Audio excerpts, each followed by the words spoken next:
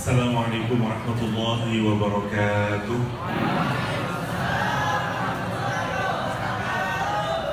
Alhamdulillahi haqqa hamdih wassalatu wassalamu ala man la nabiyya min ba'dih wa ala alihi wa ashabihi wa jundih. Yang saya muliakan Mudir Ma'had Kiai Muzaki, yang saya muliakan Kiai Haji Syuhada, para murabbi-murabbiyah kalau ada, musrif-musrifah, mahasantri yang dirahmati Allah Subhanahu wa Ta'ala. Ini kali ketiga saya diminta untuk bicara tentang Isra Mi'raj. Kemarin di Maskul 2 kali, pagi HTI ngadain acara Isra Mi'raj, sore anak-anak LDK Isra Mi'raj. Sekarang suruh bicara Isra Mi'raj lagi. Otak saya udah habis, bagian yang mana yang belum saya bicarakan dari Isra Mi'raj. Tapi semoga masih saja sebagaimana rumus di kalangan para ulama, Quran itu kalau kita gali terus-menerus, dia akan selalu memunculkan percik-percik cahaya yang mengantarkan kita untuk menemukan hidayah dan ibrah sebagaimana yang digambarkan oleh Al-Qur'anul Karim. Mahasantri yang dirahmati Allah Subhanahu wa Ta'ala, Isra dan Mi'raj adalah satu peristiwa yang paling sangat fenomenal, terutama kalau kita dekati dengan perkembangan sains hari ini. Karena sampai di masanya Albert Einstein, awalnya beliau meyakini bahwa waktu itu tetap linear saja waktu itu, mau dimanapun sama aja. Dia mengkoreksi kemudian dan meyakini bahwa waktu itu relatif sifatnya. Karena relatif, maka waktu di satu tempat dan di tempat yang lain boleh jadi akan berbeda. Kalau kita perhatikan Al-Qur'anul Karim, soal waktu ini sangat menarik. Quran menggambarkan misalnya ada satu waktu yang dinilai sama dengan, kalau kita hidup di dunia nilainya sama dengan 1000 tahun. Ada satu waktu yang dinilai oleh Al-Quran sama dengan 50.000 tahun. Satu harinya malaikat naik, ya, ta'rujul malaikatu war-ruhu fiha, dia naik ke atas sama dengan apa? Khamsina alfasanah, 50.000 tahun. Yang menarik, pengetahuan kita hari ini juga sampai pada kesimpulan yang demikian. Karena itu salah satu yang menolak orang-orang zaman modern bahwa Nabi itu melakukan Isra Mi'raj adalah kenyataan bahwa Nabi tidak mungkin melakukan Isra dan Mi'raj, karena kalau Nabi melakukan perjalanan ke ruang angkasa, ke space sana, maka kalau dia kembali, boleh jadi sudah tidak ditemukan dunia ini lagi. Saya kasih contoh ya. Kita ini sekarang ada pada galaksi Bima Sakti, Milky Way, ya. Galaksi yang paling terdekat dengan kita namanya Andromeda. Itu jaraknya kira-kira sekitar berapa ya?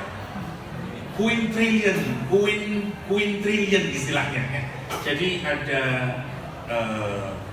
kalau 2 billion, kalau 3 triliun, kalau 4 quadrillion, kalau sudah 5 quintillion. Nol itu hitungan dewe, ya, saking banyaknya. Dan itu jauh banget kalau kita hitung. Kalau Anda punya, kalau misalnya ya, meskipun ini tidak mungkin, kalau orang engineer dibilang tidak mungkin orang engineer bisa bikin pesawat yang kita bisa sampai ke Andromeda. Dan itu yang paling dekat dengan galaksi kita, bayangin. Padahal jumlah galaksi itu ada berapa?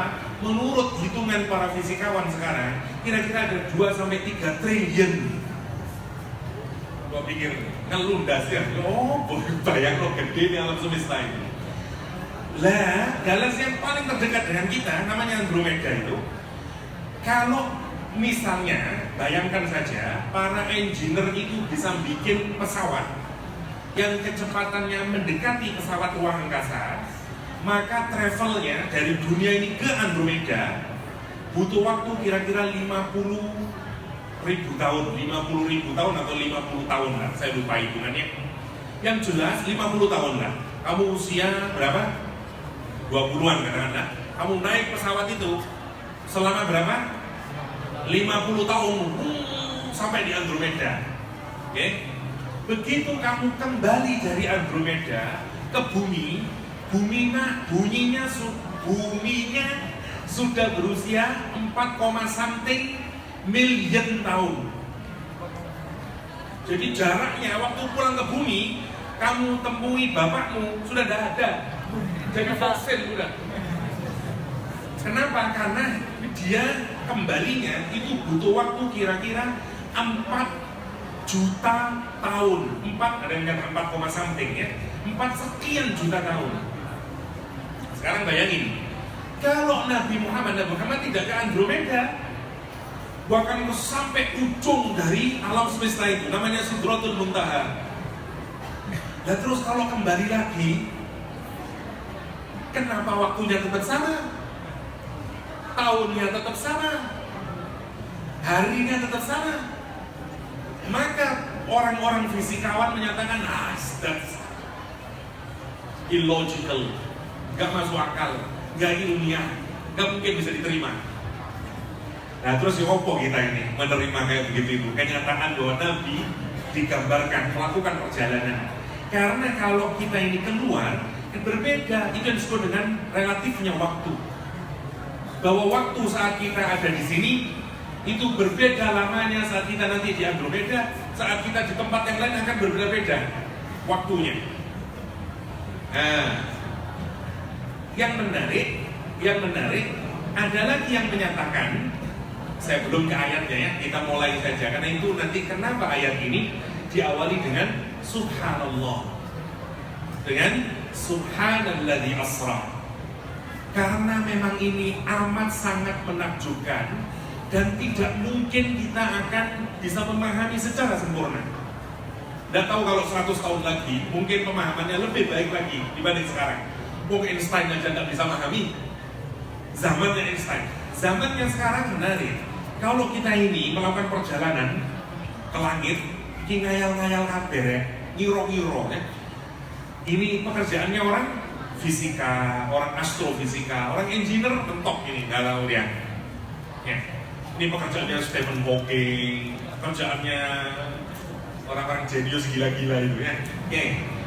Kalau dia melakukan perjalanan terus saja, nanti dia akan berjumpa dengan black hole. Black hole itu besar, tapi tidak kelihatan oleh kita. Kenapa?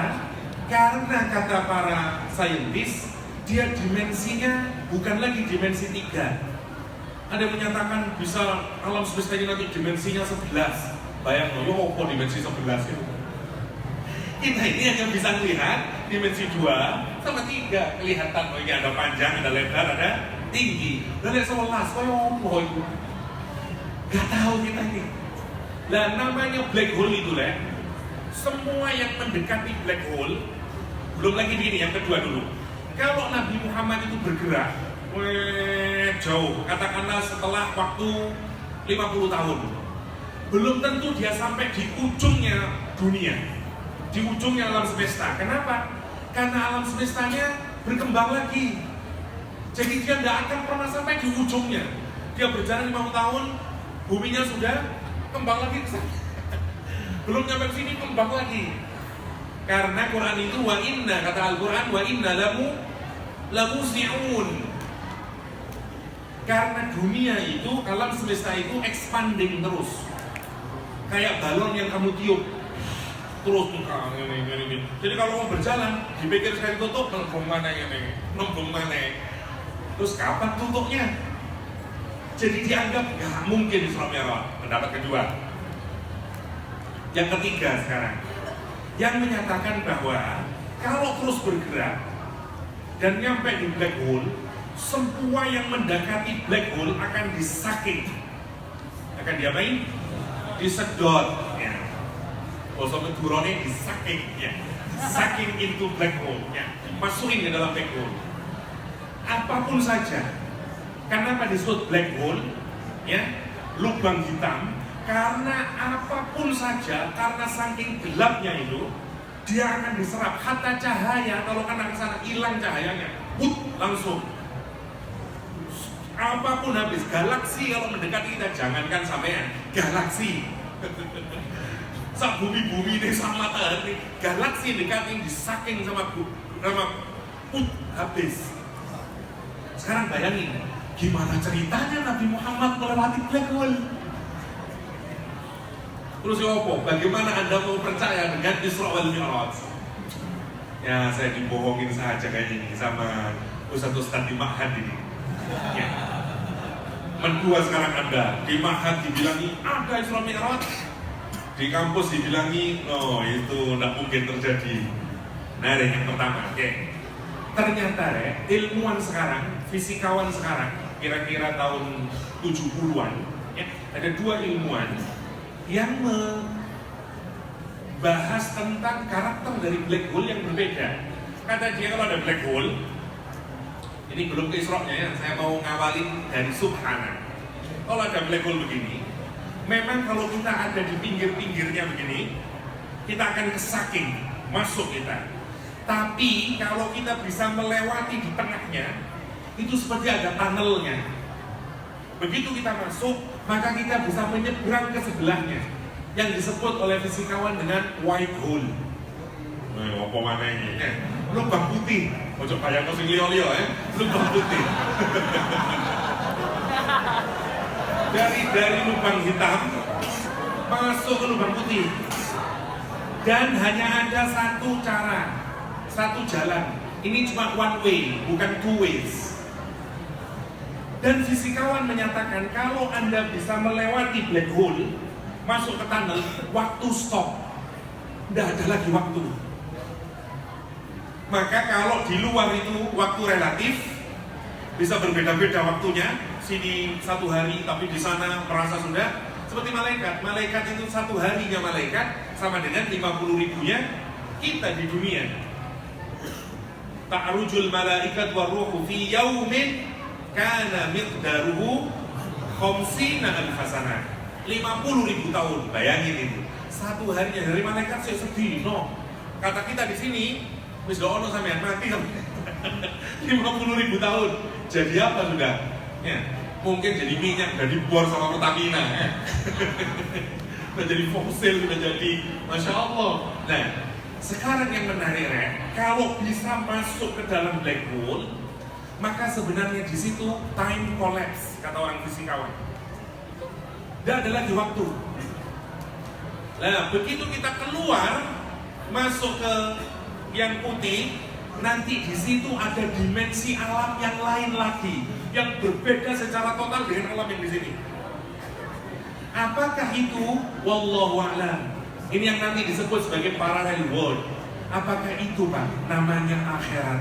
Wallahu a'lam, tidak tahu. Dan di sini berbeda semuanya. Di sini sudah tidak ada waktu.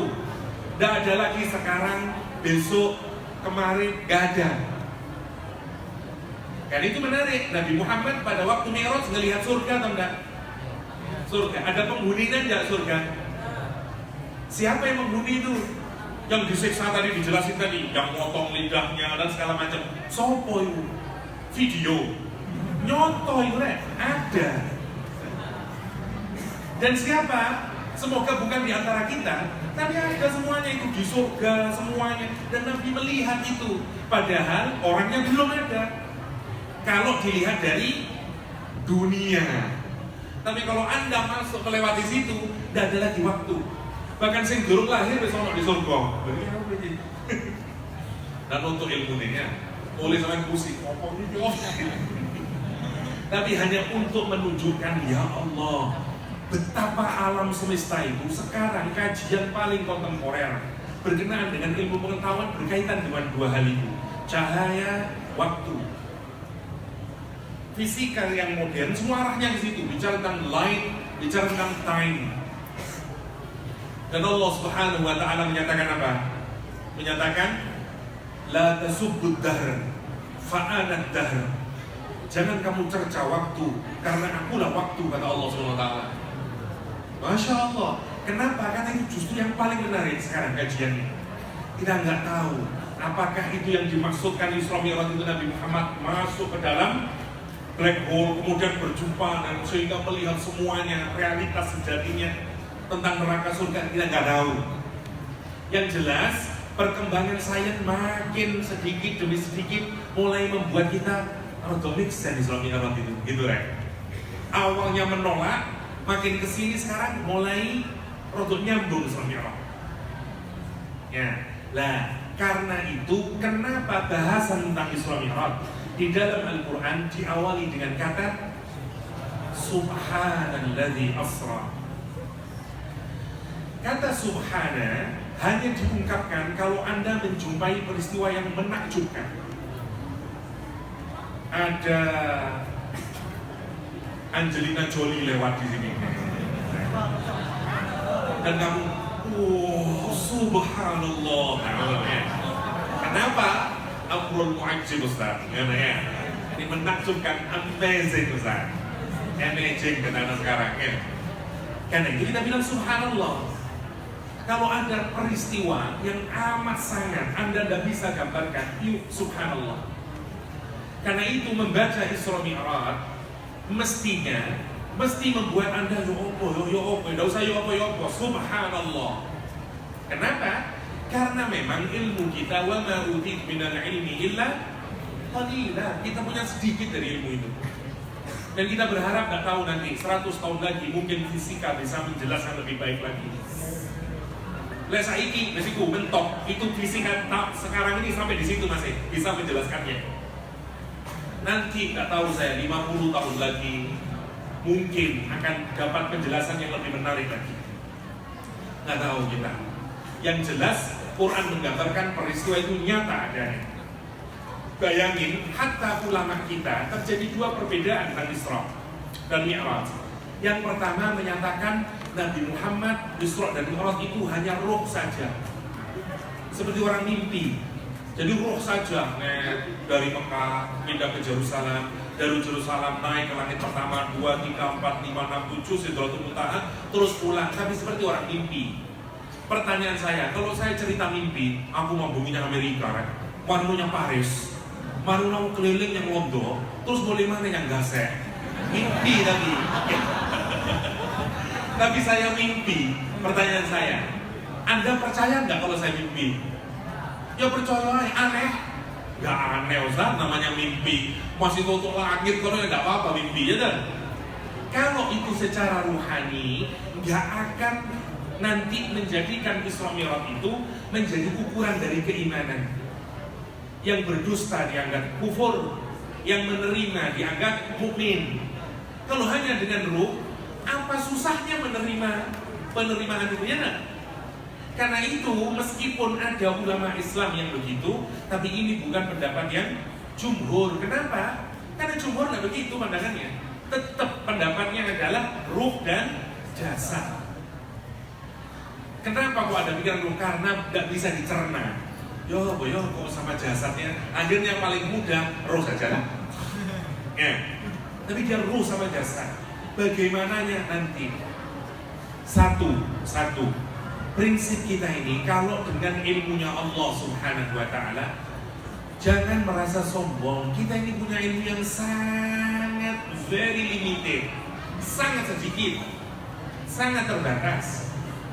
Karena itu sewajarnya makhluk itu kalau berhadapan dengan Allah, kalau Anda tidak paham, Anda belum bisa paham, belum mengerti apa yang kita ucapkan, subhanallah.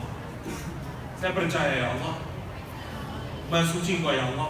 Meskipun otak saya bilang tidak masuk akal, siapa yang disalahkan? Jangan nyalain Allah, kita yang disalahkan. Dan itu makna tasbih yang kedua. Makna tasbih yang kedua itu tanzih lillahi an kulli su'.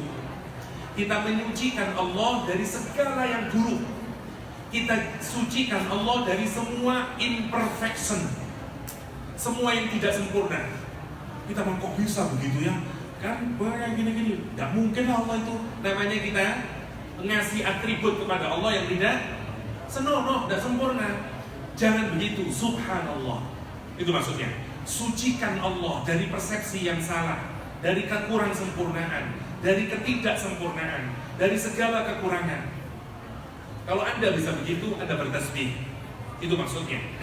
Karena itu menariknya, perhatikan kalimatnya. Allah mengawali dengan kata Subhanalladzi asra bi'abdihi. Dan kata tasbih yang menggunakan isim masdar seperti ayat ini adalah bentuk tasbih yang paling kuat. Karena tasbih yang menggunakan masdar tidak terikat oleh waktu, tidak terikat oleh zaman, tidak terikat oleh pengucapnya. Ya, seperti yang saya jelaskan di Mas'ul. Kalau Anda bilang sabbaha lillah, kapan Anda bertasbih pada Allah? Masa lalu, karena pakai fi'il madhi. Kalau Anda bilang yusabbihu lillah, kapan Anda bertasbih? Sekarang dan masa yang akan datang. Semuanya masih terbatas. Tapi kalau Anda bilang subhanallah, dia tidak terikat oleh waktu. Anda mensucikan Allah kapanpun saja, dimanapun saja, waktu kapanpun saja. Mau dulu, sekarang, atau nanti di masa depan, Allah tetap suci. Karena itu peristiwa Isra Mi'raj diawali dengan kata Subhanalladzi. Subhanalladzi. Kita lanjutkan. Subhanalladzi asra bi'abdihi. Maha suci Allah, asra, yang menjalankan hambanya di waktu malam.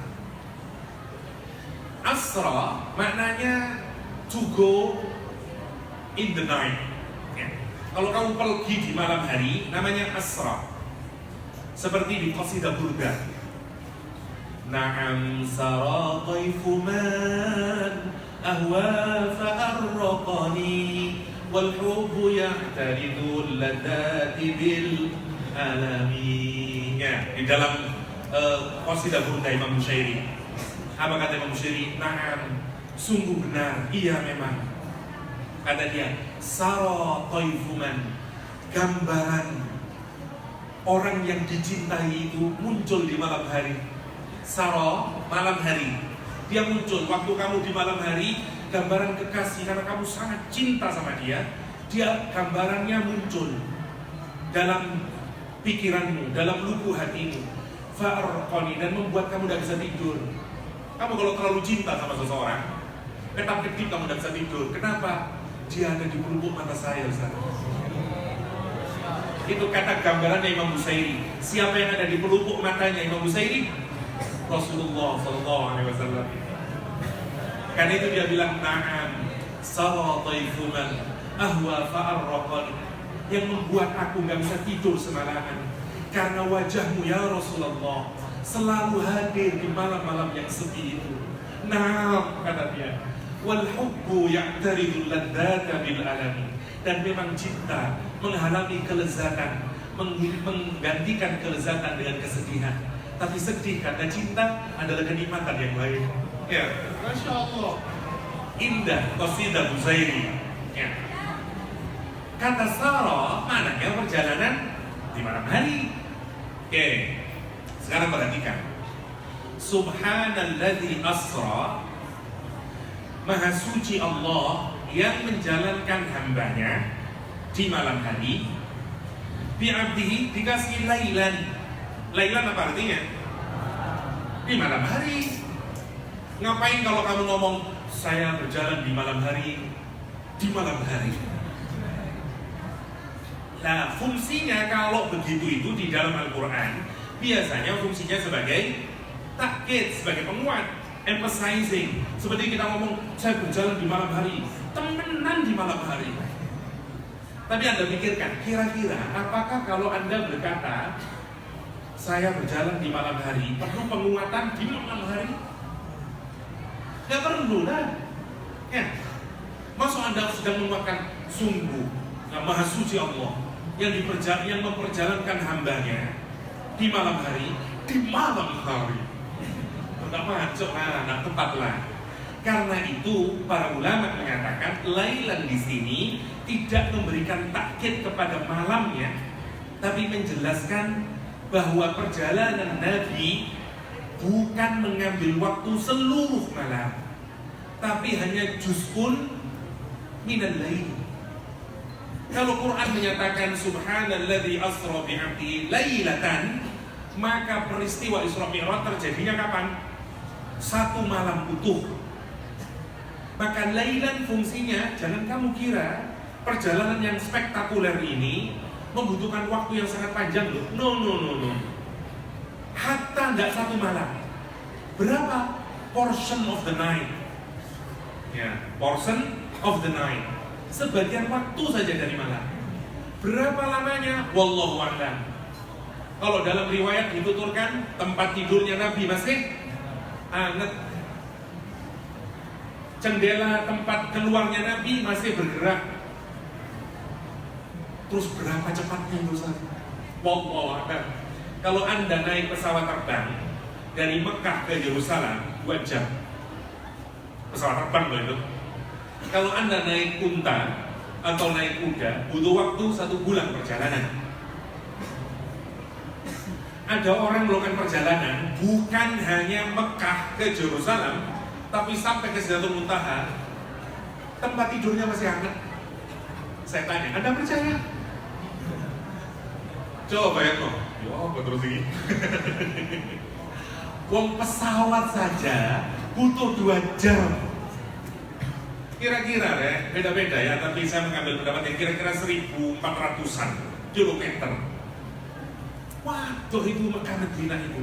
Dan sekaligus kalau kamu lihat itinerary-nya Nabi Muhammad, ya, itinerary perjalanannya Nabi Muhammad, kalau dalam riwayat Imam Nasai kalau saya tidak keliru, Nabi Muhammad itu tidak langsung dari Mekah ke Madinah, ke Yerusalem, ke Palestina, Masjidil Aqsa, enggak. Mampir dulu dari Mekah, turun di mana dulu? Di Madinah. Kata malaikat Jibril, anzil fasalli, turun dulu, sholat dulu. Coba bayangin, ibarat perjalanan, nyantai perjalanan ini. Terus habis nanti setelahnya kamu tahu Muhammad apakah itu? Itu Thaibah. Ya Thaibah, ya Thaibah. Thaibah Madinah. Ya zawal ayana. Ya. Menangis karena orang pergi ke Rasulullah ke Mekah, dia nggak ikut sendiri. Ya saral markabnya, sudah berjalan rombongannya, sementara dia ditinggal sendirian, tidak pergi ke Madinah. Padahal rindunya kepada Nabi sudah membumbung tinggi, nangis dia. Ya. Zawal ayana. Karena itu dia cuma bisa membacakan syair ya Thaibah. Ya. Kata malaikat Jibril, ini Thaibah, Madinah. Nanti ini akan menjadi daerah hijrahmu. Loh, saya mampir nih, saya. Nggak langsung, masih kemana? Ke Thaibah. Habis itu berhenti lagi di mana? Di Tursina. Di gunung tempat Nabi Musa alaihissalam mendapatkan wahyu bil wadil muqaddas Tuwa, berhenti di situ. Sholat lagi. Nyantai lagi, terus berhenti mana? Di mana lagi? Di tempatnya Nabi Isa alaihissalam dilahirkan, di Baitul Lahm, di Bethlehem. Karena itu tempat mubarak, barokah, maka disuruh sholat juga. Baru habis itu ke Masjidil Aqsa, sholat, diikat dulu buruknya. Coba bayangin. Itu mau pikir, iguanya 9 jam itu. Ya. Perjalanan dan langsung. Dan yang menarik ya, untuk perjalanan dari Mekah sampai ke Yerusalem, Nabi Muhammad menggunakan apa? Buraq. Buraq itu dari kata barqun. Barqun apa artinya? Lightning. Apa lightning? Ono lagune ya. Kayak thunder ya, ada lightning. Kilat. Ya. Anak saya nyanyi thunder, oh ya. Oke. Sekarang disebut dengan buraq karena itu berkenaan dengan apa? Dengan cahaya. Kira-kira Nabi itu gini, nanti naiknya Mi'raj, Nabi tidak pakai buraq lagi. Beda lagi. Sebagian ulama menyatakan Nabi naik dengan menggunakan cahaya nubuwah. yang jauh lebih cepat daripada buruk. Maka buruk itu sebenarnya bahkan digunakan untuk apa? Men-slowing down. Ya, men-slowing down.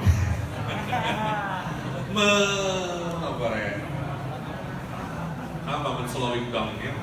Melambatkan. Melambatkan kecepatan Nabi Muhammad SAW. Justru bayangin itu. Nah, bisa kita pikir, nah ini terlalu istimewa yang peristiwa Isra Mi'raj. Nah, sampai begitu selesai Nabi naik ke atas. Nah, sekarang itu yang disebut dengan peristiwa Al-Isra. Subhanalladzi asra bi'abdihi lailan minal masjidil haram ilal masjidil aqsa. Allah memperjalankan Nabi Muhammad SAW. Yang pertama, siapa yang melakukan perjalanan? Nabi Muhammad SAW. Tapi siapa yang memperjalankan? Allah Subhanahu wa Ta'ala. Kalau Anda meyakini Allah itu Al-Qadir, Allah itu Maha Kuasa, maka layakkah Anda masih meragukan bahwa Isra Mi'raj ini mungkin terjadi? Tidak layak ya. Ini bukan Nabi Muhammad yang berjalan ya, tapi dia diperjalankan. Dia asra, Allah yang memperjalankan. Alladzi asra, Allah yang memperjalankan. Maka menjadi sangat mungkin ini terjadi. Kenapa? Karena Allah yang memperjalankan. Yang pertama, karena itu meskipun otak kita belum nyampe, kita diminta oleh Al-Quran, tasbihlah. Jangan kamu punya pikiran negatif sedikit pun pada Allah Subhanahu wa Ta'ala. Meragukan ilmunya Allah Subhanahu wa Ta'ala, mempertanyakan ilmunya Allah Subhanahu wa Ta'ala, mempertanyakan kekuasaannya Allah Subhanahu wa Ta'ala. Tidak punya adab kamu kayak begitu itu. Ya. Kamu sama Pak Rektor, kamu mempertanyakan ilmunya, itu menjelaskan Pak Rektor, gini sebentar Pak. Sampai itu ilmunya benar enggak? Kira-kira dia apa namanya? Sekarang pelok namanya udah punya adab dan punya adab sama Allah Subhanahu wa Ta'ala. Karena itu wataknya orang Islam terhadap Isra Mi'raj tidak ada lain kecuali Subhanallah. Karena itu diawali dengan Subhanallah. Maka kalau kamu itu orang yang hatinya sempurna imannya kepada Allah, you tidak butuh penjelasan sains untuk menerima Isra dan Mi'raj. Kenapa? Lawang sing menjalankan Allah, Ustaz, bagaimana saya tidak yakin? Allah itu yang menciptakan langit dan bumi ini. Allah itu Al-Qadir. Allah itu segala-galanya. Dan gimana saya tidak percaya? Kalau yang menjalankan Allah, saya percaya. Wah, bodoh. Kalau imanmu agak kendor, imanmu agak slow ya.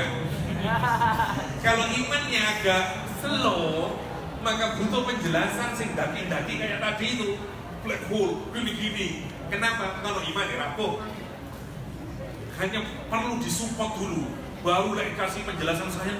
Oh iya, yuk percaya aku. Oh no. Jadi kan kalau anak cilik kalau begitu, rek. Kalau Anda yakin sama Allah, Anda tidak perlu bertanya sebenarnya. You sudah yakin dengan Allah Subhanahu wa Ta'ala.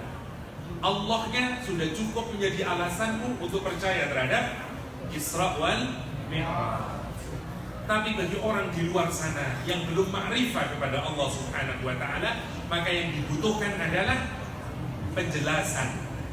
Entah itu penjelasan lughawi, entah itu penjelasan saintifik. Butuh untuk apa? Untuk menguatkan iman. Tapi Anda apalagi mahasiswa UIN, udah boleh lah. Wah, ini saya mahasiswa UIN, saya percaya. Mahasiswa UB, boleh lah. Waduh, beda, dapat yakin nyampe ke Rontok, ya lah. Tak jelas kawan, no, ya. Mau soal UIN kok ragu, ya. Malu lah dosennya lah kalau gitu, ya. Oke, itu maksudnya. Subhanalladzi asra bi'abdihi lailan. Sekarang kita lihat dulu indahnya uslubnya Al-Quranul Karim, munasabahnya. Sebelum surat Al-Isra, surat apa? Surat apa? Sebelum surat Al-Isra, surat Al-Mi'raj. Susah? Enggak ada surat Al-Mi'raj. Surat apa sebelum Isra? An-Nahl. Oke. Apa bunyi ayat pertamanya An-Nahl? Ata amrullah fala tasta'jilu. Terus subhan, tasbih. Surat An-Nahl diawali dengan tasbih. Setelah surat Al-Isra surat apa? Al-Kahfi. Apa ayat pertanyaan Al-Kahfi? Alhamdulillah. Surat An-Nahl diawali dengan tasbih. Surat Al-Kahfi diawali dengan hamdalah. Surat Al-Isra diikat oleh tasbih dan hamdalah. Surat ayat pertama surat Al-Isra apa bunyinya? Subhanalladzi asra. Ayat terakhir surat Al-Isra bunyinya apa? Tebak kira-kira? Meskipun yang gak hafal, tebak kira-kira tentang apa? Hamdalah. Jadi diawali dengan tasbih. Surat Al-Isra ngawali juga dengan tasbih. Diakhiri ditutup Al-Kahfi dengan hamdalah. Ujung surat Al-Isra dengan hamdalah. Kamu yang orang sastra Arab, ngono dak cukup membuat kamu. Saya percaya sana. Wow, ngono kamu. Karena indah munasabahnya itu. Lewatmu orang arsitektur, pasti kamu seneng juga. Ini udah yuk iso yuk konstruksi gitu ya. Gitu kan. Tapi kalau kamu anak PIPS, kamu anak manajemen, saya satu, karena tak paham saya. Misalnya. Tapi menarik. Hatta cara Allah mendekatkan, mestinya itu. Jadi kalau Anda baca peristiwa Isra Mi'raj, mestinya Anda bermula dengan tasbih, berakhir dengan hamdalah. Indah sekali Al-Quran itu. Masya Allah ya. Diawali dengan tasbih, diakhiri dengan hamdalah. Kamu berjumpa dengan Angelina Jolie, diawali dengan subhanallah. Kupinang kau dengan hamdalah. Begitu sudah dipinang, hamdalah. Begitu Kalau kamu meyakini subhanallah peristiwanya, tapi kalau kamu digging lebih dalam lagi, kamu akan mendapatkan apa? Hikmah yang begitu banyak. Dan pasti mulutmu itu akan berkata alhamdulillah. Kalau kamu kenyang dengan hidayah Allah, batinmu akan menjerit alhamdulillah. Kalau tidak percaya, kalau perutmu kenyang dengan nasi, mulutmu akan berkata apa? Gelegek itu kan alhamdulillah. Nah, tetap ruhani juga sama. Kalau ruhanimu kenyang dengan hidayah dari Allah, ya, dapat hidayatul Quran, you akan menyatakan alhamdulillah. Itu maunya Al-Quran Al-Karim. Surat Al-Isra. Ya, dia diawali dengan apa? Tasbih, diakhiri dengan tahmid, Oke. Sekarang kemana kita? Minal masjidil harami ilal masjidil aqsa lunul ba'ab ladhi barakna hawlahu linuriyahu min ayatina innahu huwas sami'ul basir. Jadi Nabi Muhammad SAW diperjalankan dari Masjidil Haram ke Masjidil Aqsa. Tujuannya ngapain? Karena Allah mau memperlihatkan kepada Nabi Muhammad SAW min ayatihi, yang kayak demikian itu melihat segala macam itu, ya, dunia dia lihatin semuanya, sampai melihat langit pertama, langit kedua, langsung sampai ke Sidratul Muntaha. Allah masih ngasih min tabain, hanya sebagian dari the miraculous signs of Allah, masih baru sebagian dari tanda-tanda kekuasaan Allah, tanda-tanda yang menakjubkan dari Allah. Sing koyo mulu rasaku ayatnya mungkin gak dikasih min lah, tapi masih linuriyahu min ayatina. Terus yo opo terus hakikatnya Allah Subhanahu wa taala. Geleng-geleng Anda, gak bisa kita memahami karena terlalu istimewa. Semua yang tadi itu yang membuat kita kata sains keluh masih sampai detik hari ini, kita ini sudah terkesima sudah. Ya, Al-Quran menyatakan masih linuriyahu min ayatina innahu huwas sami'ul basir. Allah itu dia sungguh maha mendengar dan maha melihat. Menarik. Dugaan saya Isra Mi'raj itu berkenaan dengan atributnya apa dari Allah Subhanahu wa taala? Sifatnya yang mana dari Allah Subhanahu wa taala? Coba kalau Anda yang menulis, anak BSK terutama, pertanyaan ini saya tujukan. Kalau Anda menulis ayat ini yang bicara tentang bagaimana Allah memperjalankan hambanya tanpa waktu, katakanlah dari Masjidil Haram ke Masjidil Aqsa ke langit ketujuh, kira-kira bicara apa itu? Kalau karakternya Allah, sifatnya Allah, bicara tentang apa? Rahmannya Allah, Rahimnya Allah, atau apa? Tentang apa? Al-Aziz, good. Tentang apa lagi kira-kira? Al-Qadir misalnya, ya kan? Kenapa ujungnya kok begini ayatnya? Subhanalladzi asra bi'abdihi lailan minal masjidil harami ilal masjidil aqsa ila akhir yaumin ayatina innahu ala kulli syai'in qadir. Kan ngoten lebih mantap dong. Menurut otak saya minimal. Waktu saya baca ayat ini, kenapa ya Allah kok innahu was-sami'ul basir? Kenapa kok ada innahu ala kulli syai'in qadir? Mestinya lebih matching apa? Qadir kan? Sungguh Allah itu terhadap segala sesuatu maha kuasa. Ojo kok memperjalankan dari Mekah ke Yerusalem atau langit tentunya.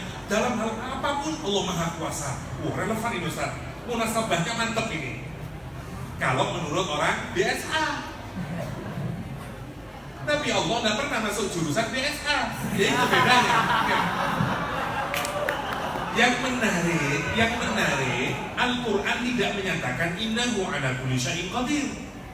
Allah menyatakan innahu huwas sami'ul basir. Allah maha mendengar, Allah maha melihat. Oh, kaitannya. Padahal kalau kamu baca Al-Quran, ujung ayat itu mesti punya korelasi dengan awalnya, dengan isi ayatnya. Kan itu tanda biasanya kalau kamu baca ayat, tarik sama ujungnya itu pasti punya kaitan. Sama lah, kamu bikin kalimat, masa ujung kalimatnya ada kaitannya? Aku cinta padamu, berapa harga cabai?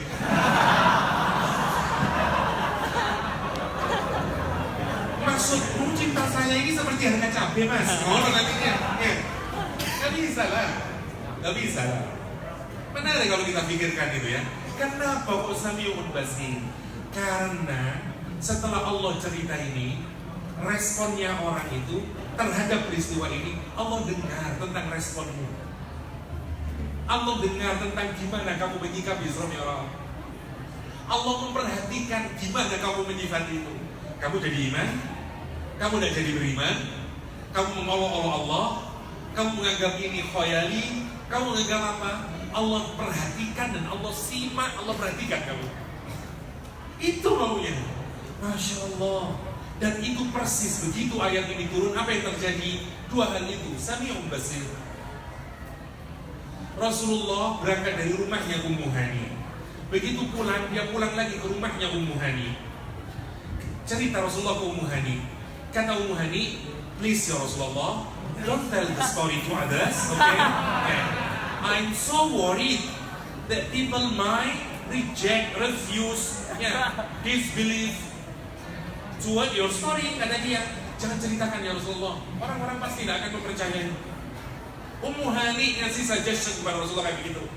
Udah ya Rasulullah, jangan ceritain. Apa kata Rasulullah? Enggak, saya mau cerita. Itu bedanya Nabi, Nabi orang pinter. Kalau kamu orang pinter, kamu tidak akan cerita. Betul.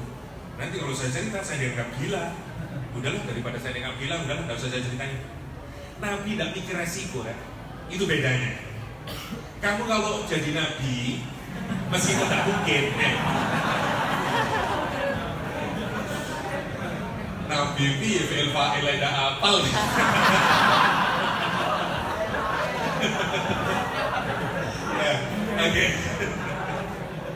Oke, sekarang renungin. Ini belum mi'rajnya ya. Mi'rajnya surat An-Najm mi'rajnya. Nggak tahu, mungkin kita cukup Isra saja lah. Ya. Mi'rajnya biar mi'raj sendiri nanti. Kembali lagi. Jadi kalau Anda jadi Nabi, watakmu itu adalah lu gak pernah mikirin resiko. Mau dianggap gila, mau dianggap apa, karena tugasmu cuma tabligh. Dia menyampaikan resiko, udah tahu lah, dan saya pikirin itu urusan nanti. Dan kamu punya yang kuat. Kalau kamu bukan Nabi, kamu mikirin resiko, konsekuensinya. Nanti saya diapain ya, dan udah, you just say it. Dan itu dilakukan oleh Nabi Muhammad SAW. Berkumpul orang-orang, di situ ada Abu Jahal. Rasulullah SAW menyatakan, tadi malam saya melakukan perjalanan dari Mekah ke Yerusalem, terus naik ke langit 1, 2, 3, 4, 5, 6, 7, sampai kemudian ke Sidratul Muntaha, terus saya turun lagi, terus pulang ke rumah Muhani. Dan sekarang saya cerita sama kamu. Apa katanya orang kafir Quraisy? Yes, kata dia. Ada yang menyatakan, oh. Karena dia menyatakan, Muhammad, gila Muhammad sudah. Gembira orang Quraisy terhadap respon ini, gembira dia. Apa ujung ayat ini? Innahu huwas samiul basir. Tenang Muhammad, you kira Allah tidak mendengarkan respon mereka? Allah tidak memperhatikan? Mereka memperhatikan. Sama dengan kamu kalau membaca ayat ini. Subhanalladzi asra bi'abdi. Setelah kamu baca apa responmu? Subhanallah, ya Allah, dan kuasanya apa ya Allah. Allah memperhatikan ya. Tapi oh bukan pengen Arabia. Cocok ini. Lu ragu-ragu sama iman. Allah tahu bahwa ayat ini tidak sekedar untuk menunjukkan maha kuasanya Allah SWT, tapi terlebih dari itu ayat ini sebagai apa? Ujian iman. Karena itu ujungnya was-sami'ul basir. Was-sami'ul basir. Lah, kenapa sami' lebih dahulu? Karena alat untuk beriman yang paling kuat ini. Bukan ini. Mata itu sering distraksi, kalau mata itu. Anda bisa melihat mata sekaligus melihat banyak. Saya hari ini melihat kamu, melihat kamera, melihat tembok, melihat jam. Satu kali saya bisa melihat banyak. Tapi kalau Anda mendengar tidak bisa. Gak iso, kecuali semrotok wali. Ya, katanya Mbak Arwani Kudus dulu katanya kalau nyimak banyak orang. Katanya sih, Allah alam. Dan dia tahu satu-satu. Kalau Anda ada orang murojaah sama kepada Anda mungkin kurung nomake. Gak bisa kita ini, telinga kita hanya mampu mendengar satu. Dan perhatikan, yang paling membuat Anda moving sebenarnya, kalau Anda mendengarkan, itu sebenarnya lebih moving mana Anda itu? Melihat atau membaca? Mendengar. Mendengar. Karena mendengar itu lebih banyak mendapatkan. Dapat hidayah lebih banyak. Karena itu Quran itu salah satu fungsinya yang pertama kali diapain? Tilawah. Dibacakan oleh siapa? Rasulullah SAW. Dan para sahabat mendengarkan. Meleleh hatinya sahabat. Ya, karena dengerin. Orang dengerin butuh apa? Butuh serius, butuh dengerin. Dia harus gunain otaknya. Beda dengan mata. You bisa aja melihat sambil makan, you bisa sambil nulis, bisa melihat. Tidak dengan telinga. Satu, karena telinga lebih peka untuk mendapatkan hidayah dibanding basir. Karena itu sami didahulukan dibanding basir. Yang kedua, kalau kamu mendengar sama melihat, jaraknya lebih dekat mendengar atau melihat? Mendengar. Kamu mendengar suara saya karena kamu dekat. Kalau kamu di situ tidak mendengar suara saya, tapi melihat saya. Orang yang melihat bisa dengan jarak jauh, tapi kalau mendengar tidak bisa kamu. Kecuali di sini ada Bluetooth, baru dengar. Tapi kalau pakai telinga saja tidak mungkin deh. Karena telinga lebih dekat, maka sami didahulukan daripada basir. Dan yang paling memukau menurut saya, di dalam Al-Quran rata-rata Allah mendahulukan sami dibanding basir. Hanya kalau saya tidak keliru di dua tempat, nanti cuma dicek lagi. Allah mendahulukan basar dulu baru sami. Yang pertama di Kahfi, ya, absir wa asmi. Yang kedua di surat As-Sajdah, ketika orang-orang yang dikirim ke neraka itu, yang dulu nggak pernah percaya, dengar dari Nabi, neraka, dia nggak pernah, bidek aja sini. Muhammad itu benar, nggak mau terima dia, mendustakan dia, padahal mendengar dia. Karena apa? Karena dia hanya mau percaya kalau melihat. Maka begitu mati orang-orang kafir ini, dibangkitkan lagi, digiring dia ke neraka. Sekarang dia melihat neraka. Apa dia bilang? Rabbana absarna wa sami'na. Lihat kalimatnya. Kalimatnya bukan gini, Rabbana sami'na wa absarna. Kenapa? Karena begitu di neraka Anda tidak lagi mendengar neraka. Saat Anda digiring ke neraka, semua yang gaib itu sekarang bukan gaib. Sekarang melihat kamu. Maka yang kamu lihat dulu, percaya ya Allah, neraka ini ya Allah. Makanya dia bilang absarna. Dan dia bilang wasami'na farji'na, kembalikan saya ke dunia ya Allah. Na'mal solihan, saya akan beramal soleh ya Allah. Inna muqinun, sekarang ini saya yakin ya Allah kalau neraka itu benar ada. Kasep lele, biar kan lau pelele, sama tendang. Kasep. Dulu kita tidak bisa melihat, sekarang Anda tidak melihat neraka, Anda tidak melihat surga, hatta Anda tidak melihat Rasulullah SAW. Semua itu gaib, Anda tidak melihat Allah. Apa yang buat kamu iman? Sami'na. Saya dengerin Rasulullah berbicara melalui apa? Sunnahnya. Saya dengerin Rasulullah berbicara. Karena Quran itu asalnya MP3, bukan tulisan, asalnya ucapan. Iqra bismi rabbikal ladzi khalaq. Rasulullah dibukukan itu kan nanti loh ya. Awalnya didengerin. Karena itu begitu mendengar, Anda seakan kalau Anda membaca Quran, sebenarnya juga Anda sekaligus mendengarkan.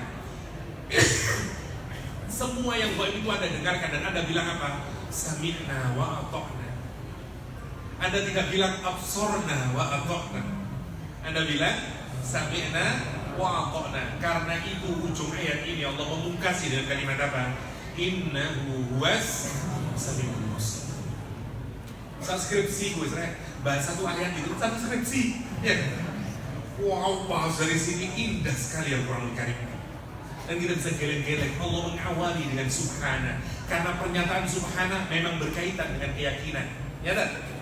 Karena diawali dengan subhana yang mempertanyakan hatimu, apakah kamu memberikan alamat yang baik kepada Allah, maka ujungnya Allah perhatikan, ya apa saya kamu Sami sama basir. Wow. Kalau orang sastra mesti kamu masya Allah, kunci indah ya Quran ini, gitu kan? Dan cukup itu membuat kamu yakin sudah, ya Allah, tidak mungkin ini dari manusia itu.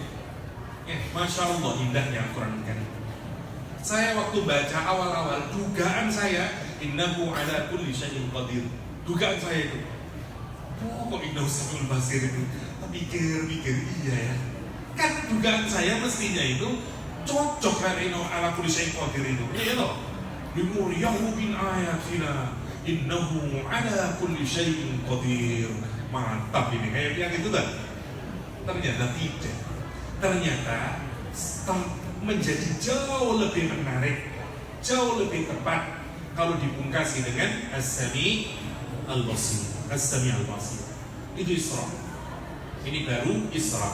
Nah, saya perlu jelasin konteks enggak ya, karena kemarin sudah itu, tapi saya ringkas saja lah. Kenapa Rasulullah ke Isra? Kita belum ke Mi'raj ya. Kenapa Rasulullah ke Isra? Sudah 10 tapi tidak usah Mi'raj lah ya. Kenapa Rasulullah Isra? Satu, Rasulullah itu menjadi nabi didesain oleh Allah Subhanahu wa Ta'ala. Oke? Nabi di Madinah 13 tahun, di Mekah Nabi di Mekah 13 tahun, di Madinah 10 tahun, sejak umur 40 tahun jadi nabi.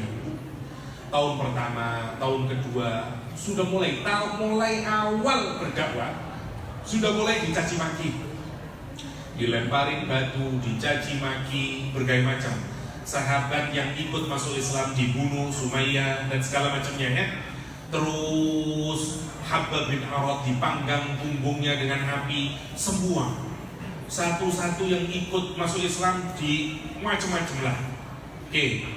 Nabi dikata-katai. Pertama karakter assassination, naik lagi, mulai fisik sekarang, ditimpukin, dikasih kotoran, terus sampai puncaknya mau dibunuh. Segala macamnya dilakukan oleh Nabi. Nah, tapi kalau Anda perhatikan, ini terjadi perbedaan. Ada yang menyatakan tahun ke-10, ada yang menyatakan tahun ke-12. Tapi kalau kita lihat, memang ini sudah periode akhir dari dakwahnya Nabi di Mekah. Kira-kira bulan Rajab ini orang yang selalu membela Nabi sehingga masih siksaan, serbuan, kezoliman orang Quraisy itu masih sedikit ada sungkannya karena masih ada orang namanya Abu Thalib yang disungkani oleh orang-orang Quraisy. Dan Abu Thalib ini adalah tidak saja bagi Nabi Muhammad menjadi paman, tapi sekaligus menjadi bapaknya Rasulullah SAW. Karena dari kecil bersama Rasulullah SAW. Saat sakaratul maut, ya, di bulan Rajab ini, akhir bulan Rajab, sakaratul maut sekarang, Nabi Muhammad dipanggil, datang Rasulullah. Begitu datang di pintunya sudah ada Abu Jahal dan temannya berdua. Rasulullah masuk karena pamannya. Rasul membisikkan ke telinga pamannya dengan menyatakan, paman, bacalah la ilaha illallah paman. Dengan kalimat itu nanti paman, saya akan berhujjah di hadapan Allah paman. Saya akan bela engkau ya paman, bahwa engkau adalah muslim. Cukup ucapkan la ilaha illallah. Qul la ilaha illallah kalimatun uhajju laka biha indallah. Pamannya dengerin Abu Jahal di situ ngerecokin. Targhabu an millati Abdul Muthalib. Hei Abu Thalib, kamu benci ya sama agama bapakmu? Kurang ajar kamu itu. Bapakmu aja agamanya kufur, Lat Uzza. Masa kamu mau pindah? Dan segala macam direcokin terus. Nabi Muhammad terus, paman ya ammi qul la ilaha illallah, qul la ilaha illallah.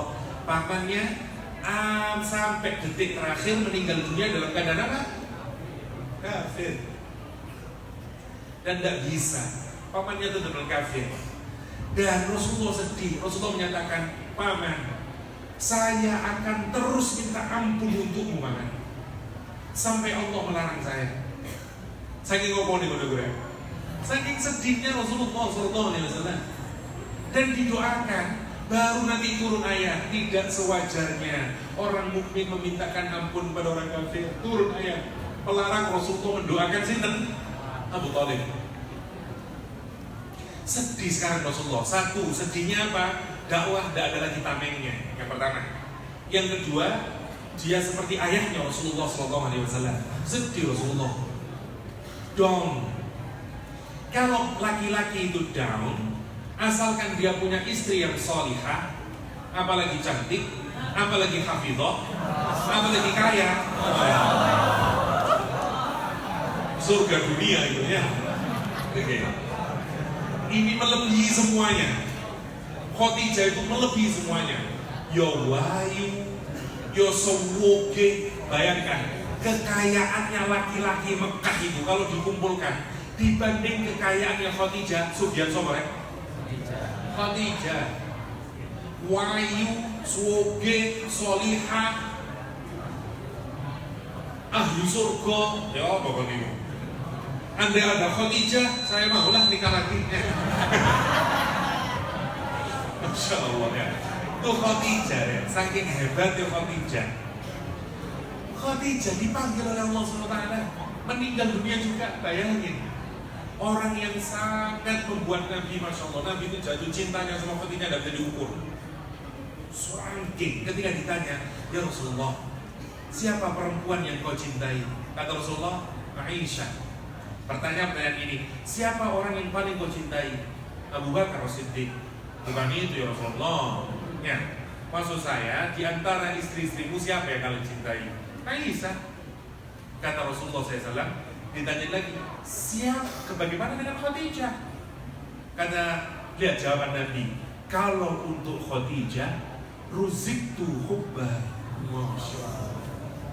Aku itu dikaruniai rizki oleh Allah untuk bisa mencintai Khadijah.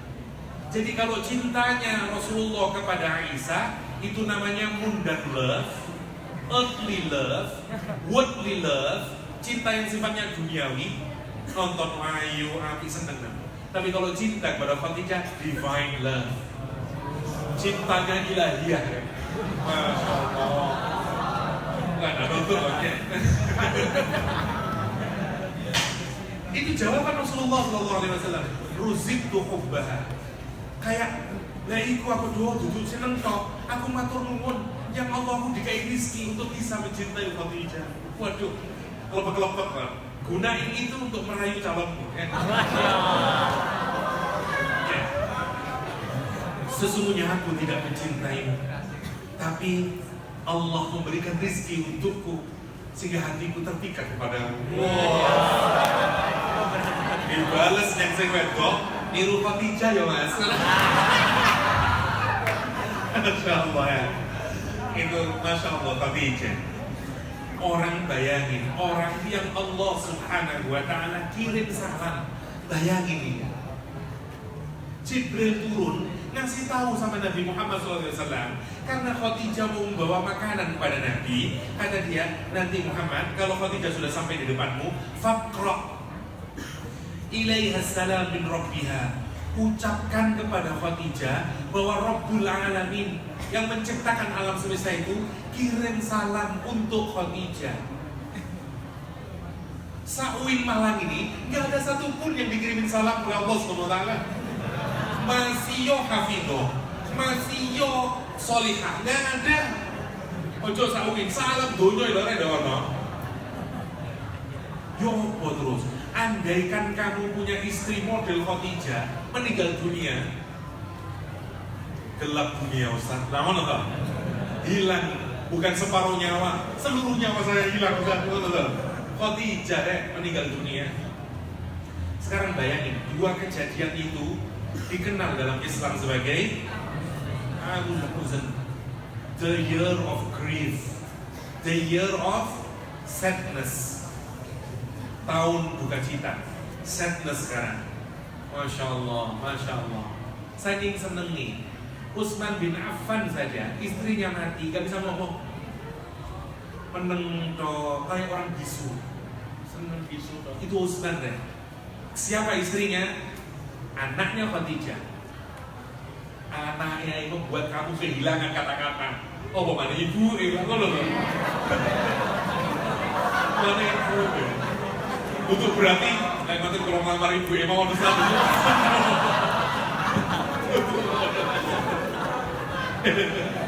Gak mau namanya, kan begitu. Tapi menariknya, bayangin hebatnya ini. Putrinya Khadijah saja, Masya Allah. Kalau pengen tahu, Fatimah putrinya Khadijah, Ruqayyah putrinya Khadijah, Zainab putrinya Khadijah, Ummi Kalthum putrinya Khadijah. Mereka semuanya wanita memukau. Kenapa? Karena lahir dari rahim perempuan yang sangat memukau. Hilang itu, sedih Rasulullah ya. Sedih, sekarang buntu. Mikir Rasulullah, oke. Sedih dirinya, oke lah. Pelan-pelan bisa dihilangkan. Sekarang Rasulullah mikir apa? Dakwah terus ya, oh dakwahi. Kalau saya terusin dakwah di Mekah, nggak mungkin. Mentok sekarang, nggak ada tamengnya. Nabi mikir, tak ke Taif aja lah. Taif sekitar berapa? 64 kalau saya tidak keliru kilometer. Jalan kaki Rasulullah SAW. Ibaratnya Malang Surabaya melaku kan. Saya yang pernah jalan Malang Surabaya. Prestasi kamu. Melaku Rasulullah SAW melaku. Tujuannya untuk apa? Dakwah. Saya naik sepeda motor dari rumah ke sini. Ono apa ini? Oh, jahe, ono ngombe, kamu mendengarkan, saya seneng. Ya. Nabi Muhammad datangin satu-satu ke kepala suku, ngajarin Islam. Kalau memang Tuhan itu benar, pasti Tuhan itu salah lah. Karena kalau Tuhan itu benar, yang jadi nabi mestilah kami, karena kami lebih mulia daripada kamu. Maka kalau kamu benar, pastilah Allahnya yang salah. Dan kalau kamu yang benar, kalau kamu benar, Allah yang salah. Kalau Allah yang benar, pasti kamu adalah pembohong. Coba bayangin. Nah, kurang ajar dong ngomongnya. Nabi, oke, it's okay. Kalau kamu tidak mau take it, my dakwah, oke. Diterusin oleh Nabi, pindah ke satunya. Semua kepala suku orang Taif ditanya oleh Rasulullah. Nginep Rasulullah itu menginap, datang satu. Setelah semua ada yang menerima dakwah, Rasulullah bilang, oke, kalau begitu, okelah kalau tidak menerima saya tak pulang ke Mekah. Tolong izinkan saya pulang ke Mekah dengan cara yang baik-baik. Dia bilang, oke, pulang aja lah. Mereka bikin strategi. Anak-anak kecil, wanitanya, orang gilanya, semuanya berbaris orang-orang Taif itu. Sepanjang berapa? 3 kiloan, sampai 4 kilo. 3 mile. Dan melempari Rasulullah dengan Zaid bin Harithah. Zaid menjadi tameng Rasulullah, nutupin.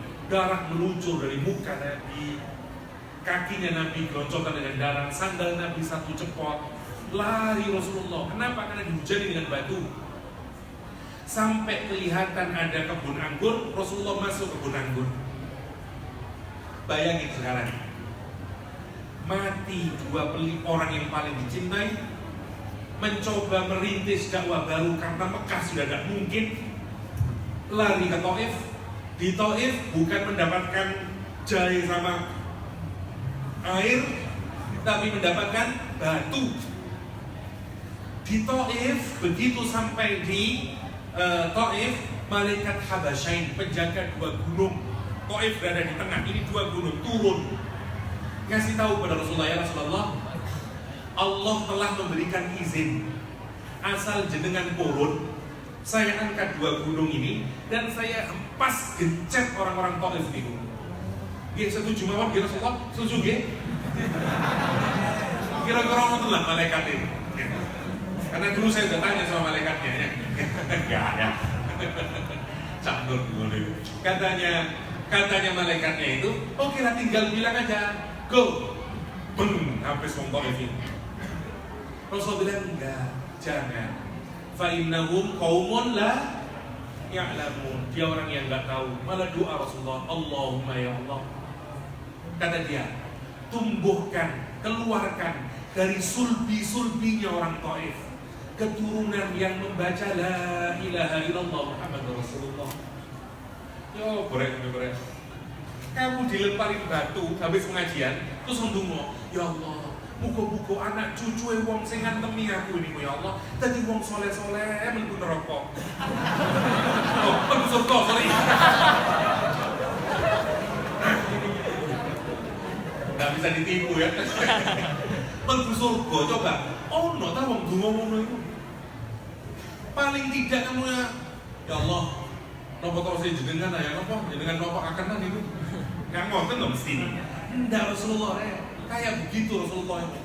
Karena itu kata para ulama, kenapa muncul banyak ulama dari Taif bi barakatin doanya Rasulullah SAW. Karena barokahnya doanya Rasulullah. Rasul yang berdoa, Allahumma ya Allah, keluarkan dari sulbi-sulbinya. Kalau bapaknya tidak bisa beriman, minimal nanti dari anaknya yang membaca la ilaha illallah. Doanya Rasulullah SAW. Itu pelajaran pertama nanti. Belum selesai, ini tinggal sedikitnya. Begitu di Taif, begitu di kebun anggur Rasulullah berdoa. Doanya tambah pilu. Kata Rasulullah, Allahumma inni ashku dha'fa quwwati wa qillati hilati wa hawani 'alan nas. Ilaman, kata Rasulullah, ya Allah, aku adukan kelemahan diriku ini, sedikitnya usahaku dalam dakwah ini, dan kehinaanku di hadapan manusia, ya Allah. Kepada siapa engkau serahkan diriku ini, ya Allah? Kepada musuhmu yang kemudian akan menyakitiku, atau kepada orang lain yang juga akan menjauhkanku? Ya Allah, asal panjenengan boten marah sama saya, ya Allah, karena saya gagal dakwah di Mekah, saya gagal dakwah di Taif. Asalkan engkau tidak marah, ya Allah, saya ridho, ya Allah, berdarah-darah. Lakal udba hatta tarda, wala hawla wala quwwata illa billah. Yang punya kebun anggur itu orangnya kafir, benci sama Nabi Muhammad, tapi dengerin doanya Nabi, terenyuh hatinya. Dia bilang sama pembantunya, Adas, kasih anggur orang itu. Saking kasihannya sama Nabi. Bayangin sekarang, renungin, kalau kita ambil yang 12 tahun Nabi berdakwah, berarti Nabi dakwah 12 tahun plus jalan kaki kira-kira 2 mingguan, dilemparin batu. Kira-kira kalau kamu yang berdakwah, apa doa yang keluar dari bibirmu? Insya Allah, kalau doanya begini salah enggak? Ya Allah, sudah 12-an tahun saya berdakwah ya Allah, tidak ada amplop yang ada di baju saya. Makanan juga nggak ada, minuman nggak ada, saya jus segala macamnya. Karena itu ya Allah, aku serahkan kepadamu lah orang-orang Quraisy ini. Aku serahkan kepadamu orang-orang Taif. Kan ngono tuh mesti nih. Atau kalau model kita ya Allah, paten orang mau sedoyo. Nah, mau itu. Jangan kurang ajar ngomong ya Allah. Lah mau mesti nih. Ini yang benar ya. Enggak, Rasulullah itu. Nah, lihat. Itulah Nabiur Rahmah. Itulah rahmatan lil alamin. Ngono mesti dai. Dai itu begitu, dai itu mengajar, bukan menghakimi, bukan menganggap neraka, rupo ya. Niru sopo. Nabi ini lho sopo sing ditiru itu ya. Masya Allah, hatta orang ngelampari batu, Nabi masih berdoa. Masya Allah ya. Itu yang harus kita tiru. Nah, kemudian pulang Rasulullah ke Mekah. Ada yang menyatakan waktu subuh Rasulullah sholat. Belum sholat 5 waktu, hanya sholat ya. Waktu itu masuk jin itu ditutup di atasnya itu ya. Sehingga jin itu dibagi oleh ketuanya jin. Kamu terbang ke utara, kamu ke timur, kamu ke selatan. Ada jin yang bergerak ke arah Mekah dari Taif. Begitu Rasulullah sholat, jinnya berhenti. Nah, kira-kira ya. Stop guys. Stop. Anggotanya jin semua bilang Asya.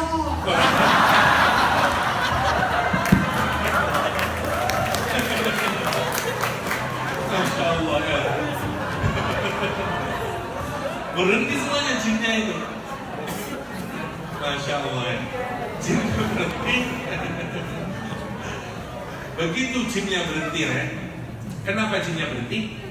Karena jin itu tahu semua bahasa yang ada di bumi tanpa kursus. Apalagi masuk BSA, nggak perlu ya. Jadi kalau dalam bahasa kalah jauh kita sama jin. Jin itu tahu semua bahasa di dunia. Karena itu kalau kamu melihat orang ruqyah, jin Jawa ngomong Jawa, jin di Inggris ngomong Inggris. Ini ratu beli jin, ngomong oh jin itu, oh tangan jin. Makanya lewat marek kalau dari bahasa Inggris, kalau jin lebih. Jin itu semua bahasa dia tahu. Begitu Nabi Muhammad membaca Al-Quranul Karim, jin tahu ya, ini bukan bahasanya orang dunia ini. Karena Quran itu apa? Kalamullah. Jin tahu ya, ya lagi, mana, di rumah Allah sama jin. Dan jin komentar kemudian, bayangin, jinnya komentar, direkam di surat jin. Apa komentarnya jin? Begitu dia mendengar Al-Quran dibaca, komentarnya jin, Inna sami'na Qur'anan ajaba. Ya, sungguh kami mendengarkan, dikasih takbir ya, inna temenan, sami'na kami mendengarkan Qur'anan ajaba. Ajaba itu apa? Kata sifat apa masdar? Apa isim? Kalau Anda bikin naat, ya, bisa ajib, ya, ajib, bisa ajab, bisa ujab di dalam Al-Quran. Ajib itu level paling bawah. Kalau kamu mau ngomong pakai ajib. Nomor 2 pakai ujab. Kalau kamu mau ajibnya paling tinggi, pakai masdar. Jadi ajab. Kalau isim itu ya, kalau kamu isim kata benda, kamu jadikan kata sifat, maka dia paling kuat kedudukannya. Kayak begini, kalau saya ngomong dia seperti harimau, masih menjadi kata sifat karena ada kata seperti. Harimau itu ada benda, tapi kalau saya ngomong dia harimau, wow, berarti semua yang harimau dia punya. Maksudnya dia itu jibles persis harimau, wataknya gitu, karena mirip banget. He's a lion, Kamu kan gitu sama dosenmu. Dia gila dia Pak, buaya dia. So, bapaknya buaya dia. Ya, Pak, misalnya. Ini ngomongnya begitu, oke? Lihat ini, dia nifati Quran dengan ajabah. Jin ini kira sih ngomong, duduk area hateki, jin. Kata jin, Quran itu super duper ajaib. Kalau ngomong itu, wow, Quran itu. Karena bukan ajib, bukan mengujab, tapi ajab. Inna sami'na Qur'anan ajabah, kata dia. Komentar jin, ngrungokno Quran. Apa reaksinya kemudian? Masuk Islam kabeh. Kenapa Allah sebelum peristiwa Isra Mi'raj, ini urutannya ya, habis itu baru Isra Mi'raj, nanti sampai di Mekah Isra Mi'raj Nabi. Kenapa? Karena tadi itu ya, rumusnya dalam Al-Quran, inna ma'al usri yusra. Kalau kamu sedang dirundung sedih, sebentar lagi kamu akan bahagia. Kalau kamu habis ujian komprehensif dan ujian skripsi, bentar lagi kamu akan wisuda. Ya kan? Selalu begitulah, selalu begitu. Sehabis tangisan ibu yang melahirkan, tangis tawanya orang sekitar memecah kesedihannya itu. Ada ibunya yang sampai semerat, mari kesedihan. Enggak ada dunia. Kamu perhatikan lah. Setiap ada sedih selalu ada bahagia. Nabi Muhammad ini berada di puncak kesedihan.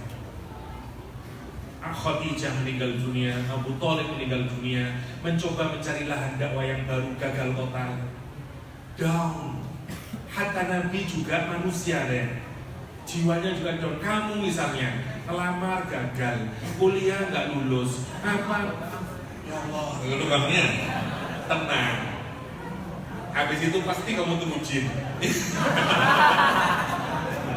Karena stres, guys. Enggak, maksudnya Allah itu ngasih motivasi pada Nabi Muhammad SAW karena dia Nabi terbaik. Kan itu Allah seakan-akan mau bilang begini, Muhammad, tidak ada yang salah dari dakwahmu itu. Tadi Nabi Muhammad doanya di kebun anggur apa? Ya Allah, aku adukan lemahnya kekuatan saya Allah, sedikitnya usaha saya ya Allah dalam dakwah. Nah Allah mau bilang no Muhammad, I do love you Muhammad, you doing well Muhammad, you doing perfectly Muhammad. Keren dakwamu di Mekah, keren dakwamu di Taif, keren dakwamu semuanya. Sing salah siapa? Pancen kurang di wong Mekah di wong Taif. Sing gendeng itu wong iku di bawahmu Muhammad. Tak kasih contoh bukti, jin itu lebih buruk dari manusia. Asal dia mau mendengarkan dakwahmu, sekali saja dia mendengarkan, dia beriman. So, jangan kamu memandang dirimu rendah Muhammad. Jangan kamu give up. Jangan kamu kemudian low esteemmu menjadi turun. Ya. Kemudian kamu no. Keren Muhammad. Ini harus begitu kita itu terhadap siapapun. Ada mahasiswa sumpah belum satu ini gampang lah. Nah, harus kasih motivasi. Nabi Muhammad bangkit sekarang. Belum sempurna sampai di Mekah, Nabi Muhammad diperjalankan, makin dikuatkan oleh Allah SWT. Apa cirinya? Kalau mau digambarkan, semua yang ada di dunia sepertinya sudah tertutup, buntu kabeh, sepertinya Mekah buntu, Taif buntu, semua orang tidak ada yang ngikutin, dakwah seakan-akan buntu. Allah ngasih tahu, kamu kira dunia ini hanya selebar daun kelor? No. Tak perjalankan kamu. You bahkan the best among all creatures of Allah. You paling terbaik. Bahkan kamu sayyidul mursalin wa antal imam. Ya. Bahkan terus makanya dilakukan terus. Ya. Assalatu wassalamu alaik ya imam al-mujahidin ya man asra bi 'abdihi lailan. Kan itu. Ya. Cerita Isra Mi'raj, saya nggak pernah dipikirin, denger tiap hari, tapi apa ya? Padahal itu Isra Mi'raj. Ya man asra bi 'abdi lailan nilta ma nilta wan nasu niyam. dan segala macamnya. Terus itu cerita tentang Isra Mi'raj. Dan kamu menjadi imam, wa antal imam, nabi di belakangnya semuanya para nabi, engkau Muhammad, wa antal imam. Ya, nanti kalau subuh dengerin itu, atau buka YouTube sampai dengerin. Ya Allah, ini Isra Mi'raj tiba ini. Isra Mi'raj itu deh, Isra Mi'raj. Jadi tadi itu tinggal itu aja, tidak usah ceramah, puterin itu. Assalatu wassalamu alaik, itu sudah Isra Mi'raj itu. Ya. Jadi kalau dunia ini terasa gelap bagimu, mendongaklah ke atas. Di langit sana masih terbuka, hatta sidratul muntaha. Kalau you punya permasalahan hidup di dunia, jangan kira kamu sendirian. Kalau kamu sudah di titik paling bawah, enggak, selalu inna ma'al usri yusra. Ada Allah. Hubungkan dirimu ke Allah. Bagaimana Ustaz saya berhubungan dengan Allah? As-salat. Karena sholat itu adalah media kamu untuk komunikasi. Karena itu hasil Mi'raj nanti membawa pulang apa? Sholat. Dan kemudian itu menjadi resep buat kita semuanya. Kalau you punya masalah, wasta'inu bis-sabri as-salat. Cuma dua butuhnya. Ya. Forbearance, steadfastness, ya, sabar. Yang kedua sholat. Ya, itu yang harus dilakukan. Ya, udah jam 10 ya, nggak usah Mi'raj sudah. Mi'rajnya biar nanti malam lah sendiri-sendirinya.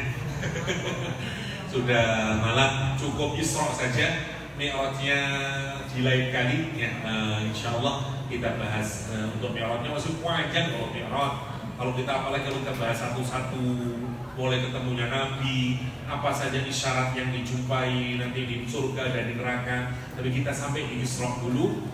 Tapi minimal poinnya adalah satu, setiap kesusahan satu. Poin Isra itu untuk apa? Satu, untuk ngecek iman kita dalam urusan agama. Kalau itu datangnya dari Allah dan Rasulullah, apa wataknya kita? Kalau misalnya otakmu masih belum nyambung, apa mestinya kita bilang? Subhanallah. Take it, iman saja dulu Ren. Penjelasan yang lain itu hanya untuk membuat Anda menerima, menguatkan. Tapi jangan sampai, karena prinsip iman yang baik adalah sami'na wa ata'na. Satu. Yang kedua, kalau kamu melakukan dakwah, tirulah dakwahnya Rasulullah SAW. Memang ada naik turun, ya. Tapi sepanjang Anda istiqomah, sebentar lagi, kalau kamu sudah berada di titik paling bawah, nanti mudah bagi Allah.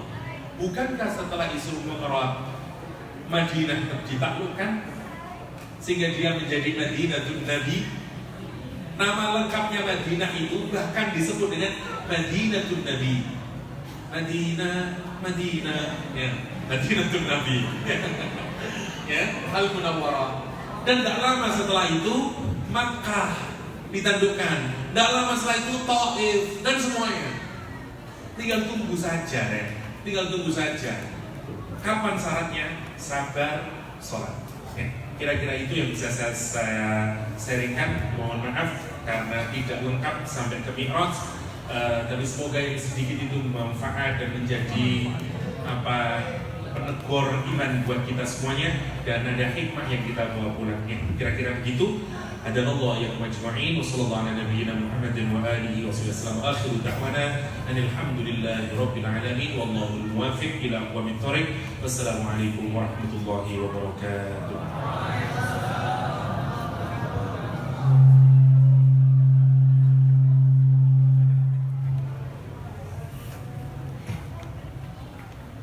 Acara selanjutnya adalah doa penutup yang akan dipimpin oleh Kiai Haji Dr. Muhammad Yahya MAB Hadi. Kita doa singkat saja. Semoga acara yang kita lakukan hari ini mendapatkan keberkahan, mendapatkan ilmu yang manfaat, dan kita ini semuanya diberikan kesabaran oleh Allah. Kalau semua yang sedang dirundung duka, galau, punya masalah ekonomi, masalah pendidikan, dan apapun masalahnya, semoga Allah mudahkan dan diselesaikan persoalannya dengan cara kita melakukan sholatlah ya, terutama di malam hari, karena asra kalimatnya di malam hari. malam hari. Kalau Anda jadi orang soleh, malam hari. Rasul disuruh malam hari sholat. Qumil lail. Wataknya para orang-orang yang dekat sama Allah, apa kalimatnya Al-Quran? Wa kanu minal laili ma yahja'un. Ya, sedikit dia malamnya dan sekarang tidurnya di malam hari. Kalau ingin sukses, sholat. Ya. Semoga kajian ini memompahkan kita untuk makin baik sholatnya dan makin menjadi hamba-hamba yang soleh dan solihah. Amin Allahumma amin. Allahumma sholli ala sayyidina Muhammad wa ala ali sayyidina Muhammad walhamdulillahi rabbil alamin. Allahumma la tada' lana fi maqamina hadha dhanban illa ghafartah wa la hamman illa farajtah wa la daynan illa qadaitah wa la maridan illa shafaitah wa la حاجة من حوائج الدنيا والآخرة إلى قضيتها ويسرتها برحمتك يا أرحم الراحمين. اللهم اجعلنا وأولادنا وتلاميذنا جميعا من أهل العلم وأهل الخير ولا تجعلنا وإياهم من أهل السوء وأهل الضير. اللهم اجعل القرآن ربيع قلوبنا ونور صدورنا وجلاء أحزاننا وذهاب همومنا وغمومنا. ربنا آتنا في الدنيا حسنة وفي الآخرة حسنة وقنا عذاب النار وادخلنا الجنة مع الأبرار يا عزيز يا غفار يا رب العالمين. وصلى الله على نبينا محمد وآله وصحبه وسلم والحمد لله رب العالمين.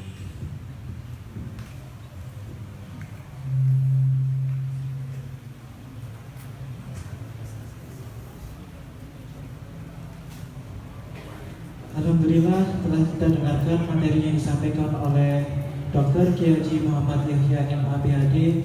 Semoga dengan materi rahasia di balik perjalanan suci sang baginda semakin menambah semangat kita untuk meneladani kehidupan Nabi Muhammad SAW dalam meningkatkan iman takwa dan beribadah kepada Allah. Amin amin ya rabbal alamin. Terima kasih kami ucapkan kepada segenap panitia dan juga hadirin yang telah sedia hadir dalam acara Isra Mi'raj Nabi besar Muhammad SAW, dan juga kami selaku pengacara mohon maaf dan saudara besar-besarnya apabila dalam memandu acara